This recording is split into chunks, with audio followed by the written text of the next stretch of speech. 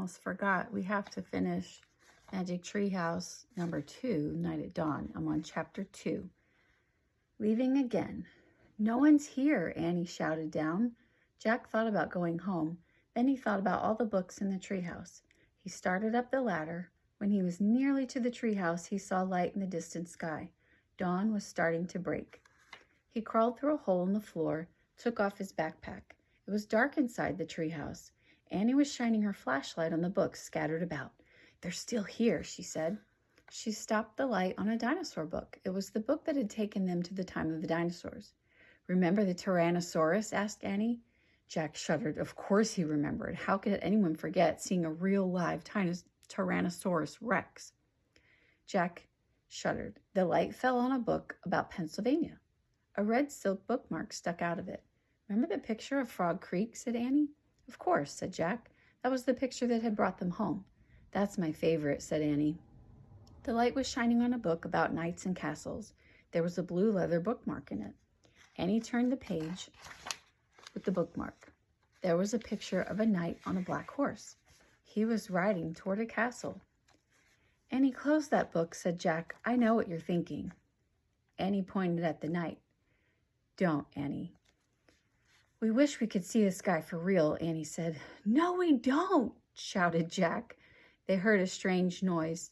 Nee! It sounded like a horse neighing. They both went to the window. Annie shined the flashlight down on the ground. Oh no, whispered Jack. A knight, said Annie. A knight in shining armor, riding a black horse through the Frog Creek woods. Then the wind began to moan. The leaves began to tremble. It was happening again. We're leaving, cried Annie. Get down. The wind moaned louder, the leaves shook harder, and the treehouse started to spin. It spun faster and faster. Jack squeezed his eyes shut. Then everything was still, absolutely still. Jack opened his eyes. He shivered. The air was damp and cool. The sound of a horse's whinny came again from below. Nee!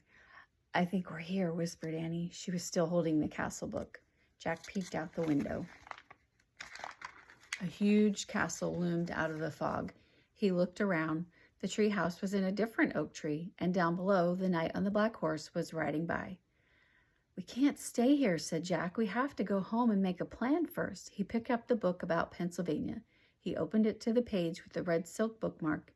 He pointed to the photograph of the Frog Creek woods. I wish... No, said Annie. She yanked the book from him. Let's stay. I want to visit the castle.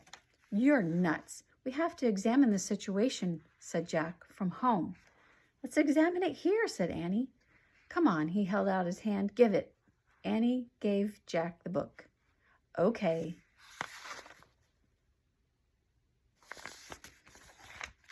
You can go home. I'm staying, she said. She clipped the flashlight to her belt. Wait, said Jack. I'm going to take a peek. A tiny peek, she said, and she scooted down the ladder. Jack groaned. Okay, she had won. He couldn't leave without her. Besides, he sort of wanted to take a peek himself. He put down the book about Pennsylvania. He dropped the castle book into his pack. He stepped onto the ladder and headed down into the cool, misty air. Chapter 3, Across the Bridge. Annie was under the tree looking across the foggy ground.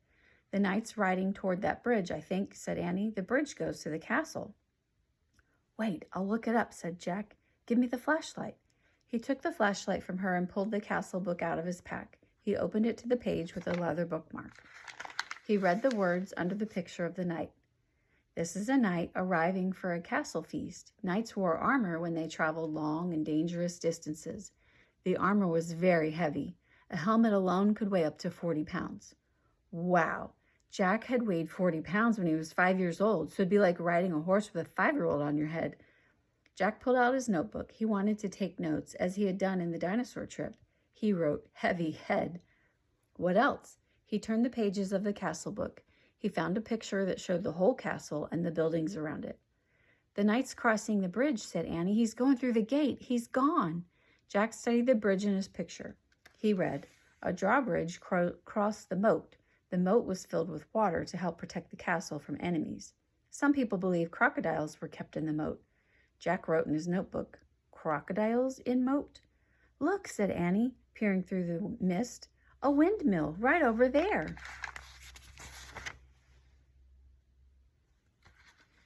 Yeah, there's a windmill in here too, said Jack, pointing at the picture. Looking at the real one, Jack, said Annie, not the one in the book. A piercing shriek split the air. Yikes, said Annie. It sounded like it came from that little house over there. She pointed through the fog. There's a little house here, said Jack, studying the picture. He turned the page and read, The hawk house was in the inner ward of the castle. Hawks were trained to hunt other birds and small animals. Jack wrote in his notebook, Hawks in hawk house. We must be in the inner ward, said Jack. Listen, whispered Annie.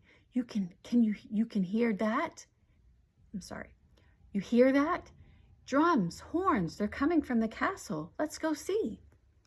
Wait, said Jack. He turned more pages of the book. I want to see what's really going on, Jack, not what's in this book, said Annie. But look at this, said Jack. He pointed to a picture of a big party. Men were standing by the door playing drums and horns. He read, Fanfares were played to announce different dishes in a feast. Feasts were held in the great hall. You can look at the book. I'm going to the real feast, said Annie. Wait, said Jack, studying the picture. It showed boys his age carrying trays of food. Whole pigs, pies, peacocks with all their feathers. Peacocks. Jack wrote, They eat peacocks? He held up the book to show Annie. Look, I think they eat. Where was she? Gone again. Jack looked through the fog. He heard the real drums and the real horns. He saw the real hawk house, the real windmill, the real moat. He saw Annie dashing across the real drawbridge. Then she vanished through the gate leading to the castle.